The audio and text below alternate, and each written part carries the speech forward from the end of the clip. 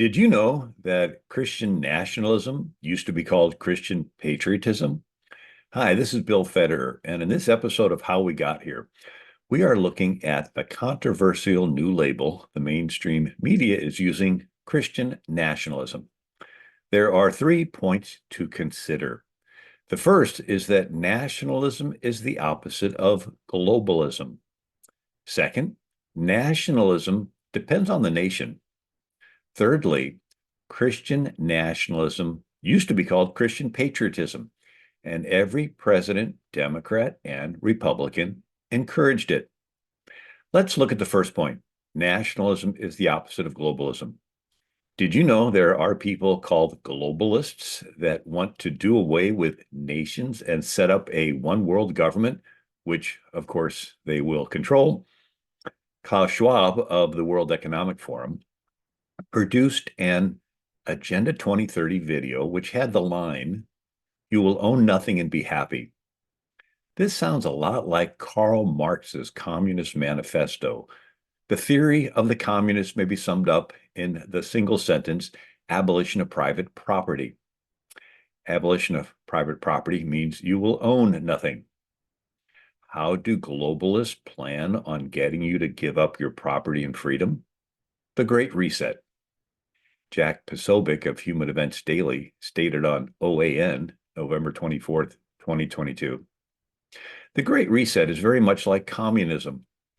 They'll tell you it's about diversity, equality, climate, but what they want is total government. People won't give up their property and freedom if everything is fine. But if there is a crisis, they will trade freedom for security. The Great Reset is an orchestrated global crisis to produce dependency on international government. Michael Rechtenwald wrote in Imprimis, What is the Great Reset? December 2021. Klaus Schwab and Thierry Malloret write that if the past 5 centuries in Europe and America have taught us anything, it is that acute crises contribute to boosting the power of the state. Peter Thiel, founder of PayPal, warned in a lecture at Stanford's Classical Liberalism Institute, November 18th, 2022. The zeitgeist, or mood, on the other side is, we are not going to make it for another century on this planet, and therefore we need to embrace a one-world totalitarian state right now. Whatever the dangers are in the future, we need never underestimate the danger of a one-world totalitarian state. Thiel continued, 1 Thessalonians 5:3, the political slogan of the Antichrist is peace and safety. I want to suggest we would do well to be a little more scared of the Antichrist and a little less scared of Armageddon. In other words, don't be afraid of the world ending. Be afraid of the people who promise to save you from the world ending. Henry Mencken wrote in Notebooks, 1956, the urge to save humanity is almost always only a false face for the urge to rule it. The second point is nationalism depends on the nation. In socialist nations, nationalism has been used to prop up totalitarian regimes where there are no individual rights. Most other nations have an honor-shame culture where an individual's worth is based on what group they belong to. India's caste system has 4 major castes and many minor ones. Ancient Egypt's social classes with the pharaoh's family on top. Imperial China had the 100 family surnames. In Islamic Ummah communities, men are worth more than women, who are worth more than infidels. European classes divided royalty from peasantry. Communist Party members are worth more than common people. Atheistic utilitarianism gives more value to those contributing to the state. The latest rendition of this is intersectionality, where a person's worth is based on how many minority groups they belong to, with trans being superior to all others, resulting in those on the left wanting to impose a transgender nationalism. In America, nationalism was traditionally preserving a nation where you have worth regardless of what group you belong to. President Truman said in his inaugural, January 20th, 1949, "The American people believe that all men are created equal because they are created in the image of God." President Roosevelt explained, June 14th, 1942, "The belief in man created free in the image of God is the crucial difference between ourselves and the enemies we face today." President Eisenhower said, November 9th, 1954, "Democracy is nothing in the world but a spiritual conviction that each of us is enormously valuable because of a certain standing before our own God." Lincoln stated in his Gettysburg Address, 1863, "Our fathers brought forth on this continent a new nation, conceived in liberty and dedicated to the proposition that all men are created equal." Where nationalism is bad in socialist and Islamic nations where individuals have no inalienable rights, in America, nationalism is supporting a nation which guarantees to each individual their God-given rights, including freedom of conscience and religion, the freedom to determine your own destiny. Eisenhower said, February 20th, 1955, "The Founding Fathers, recognizing God as the author of individual rights, declared that the purpose of government is to secure those rights." The third point to consider is Christian nationalism used to be called Christian patriotism. It was as American as football and apple pie. The word nationalism was not even in use in America when Noah Webster compiled his 1828 American Dictionary of the English Language. Yet the word patriotism was. Webster's 1828 dictionary gave the definition: "Patriotism is the characteristic of a good citizen, the noblest passion that animates a man in the character of a citizen, love of one's country, the passion which aims to serve one's country, either in defending it from invasion or protecting its rights and maintaining its laws and institutions in vigor and purity." Many president, Democrat, and Republican encouraged Christian patriotism. George Washington referred to both Christian and patriot in his order to troops at Valley Forge, May 2nd, 1778. "To the distinguished character of patriot, it should be our highest glory to laud the more distinguished character of Christian." Washington wrote July 9th, 1776, "The general hopes and trusts that every officer and man will endeavor to live and act as becomes a Christian soldier, defending the dearest rights and liberties of his country." Republican Lincoln issued the Emancipation Proclamation and pushed through the 13th Amendment, freeing 4 million slaves. He stated in his inaugural address, March 4th, 1861, "Intelligence, patriotism, Christianity, and a firm reliance on him are still competent to adjust in the best way all our present difficulty." Lincoln mentioned patriotism and Christianity right next to each other in his inaugural. In the post-Reconstruction era, President Theodore Roosevelt, a Republican, condemned KKK mobs in the Democrat Southern states, December 3rd, 1906. As Bishop Charles Galloway of Mississippi has said, "The mob lynches a Negro. Every Christian patriot in America needs to lift up his voice in loud and eternal protest against the mob spirit." Republican President William Howard Taft had stated in 1908, "No man can study the movement of modern civilization and not realize that the spread of Christianity is the basis of modern civilization in the growth of popular self-government. The spirit of Christianity is pure democracy. It is equality of man before God, the equality of man before the law." Democrat President Woodrow Wilson warned in 1923, "We call ourselves a Christian civilization, a Christian conception of justice. Our civilization can be saved only by becoming permeated with the spirit of Christ and being made free and happy by the practices which spring out of that spirit."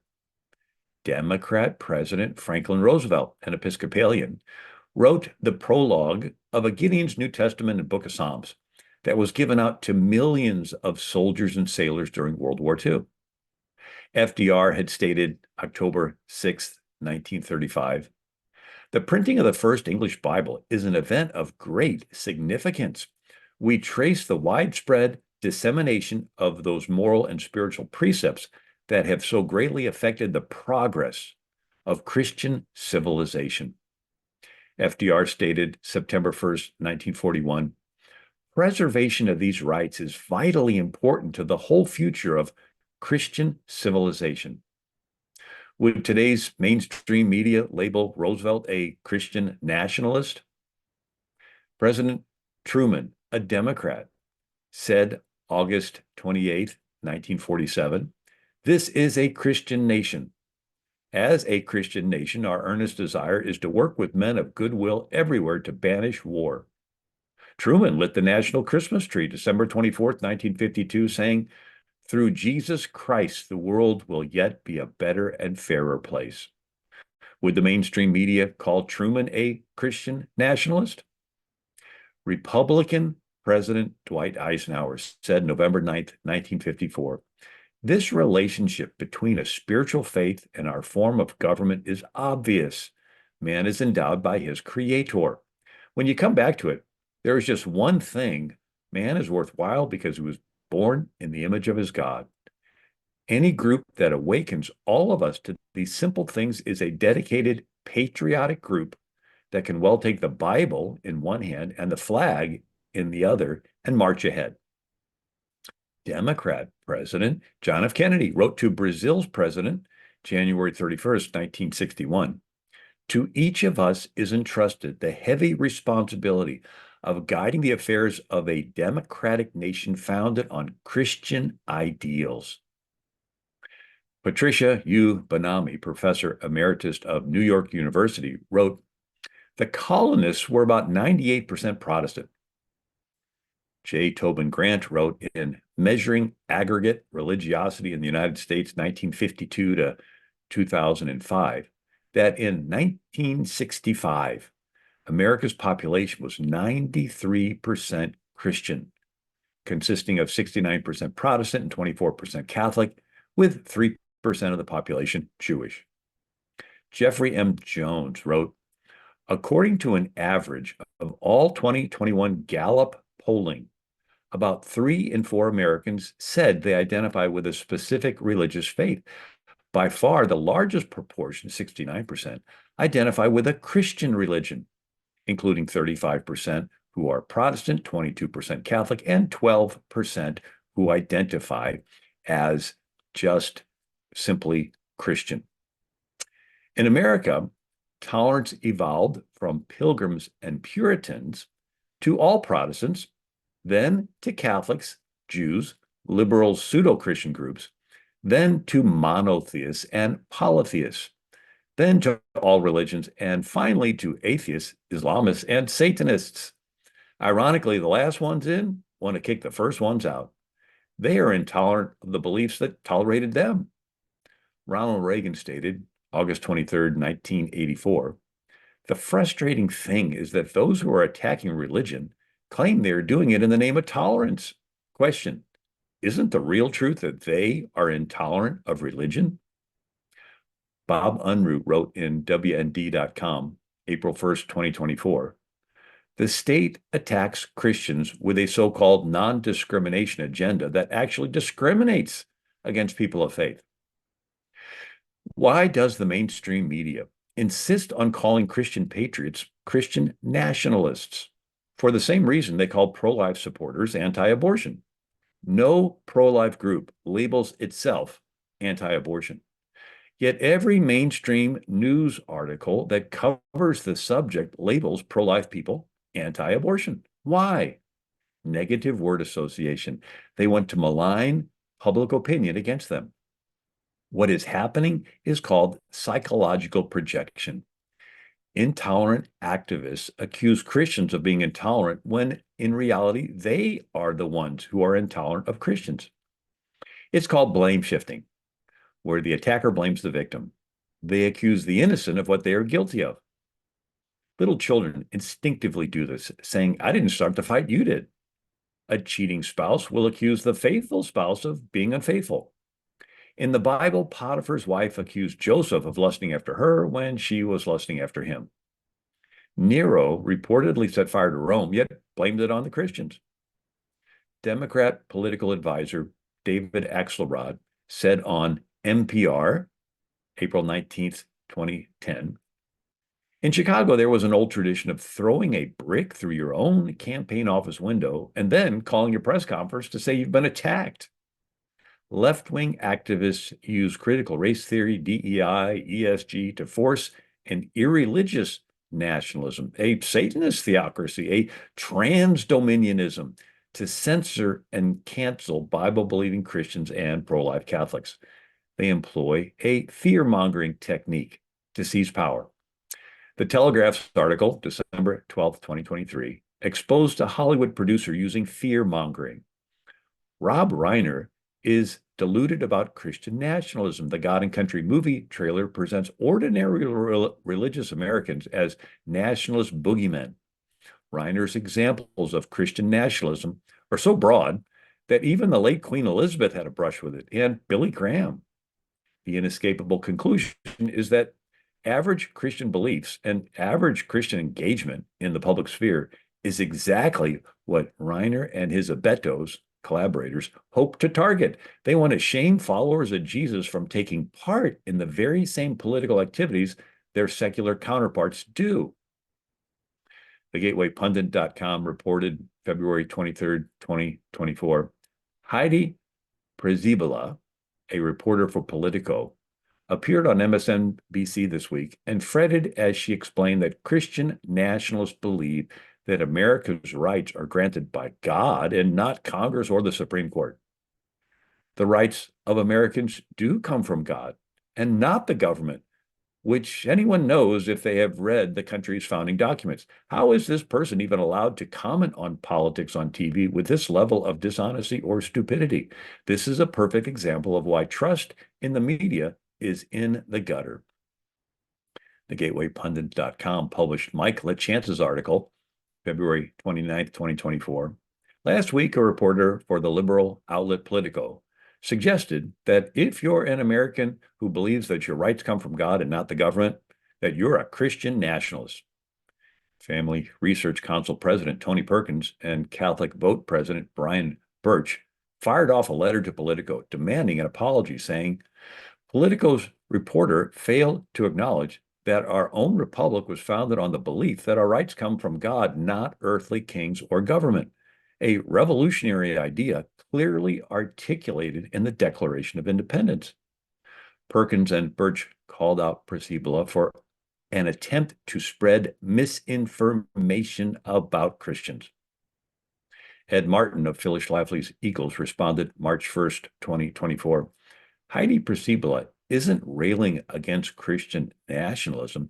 She's railing against the American founding. Mainstream media accuses Christian patriots of wanting to force their beliefs on others. But how can you force freedom on people?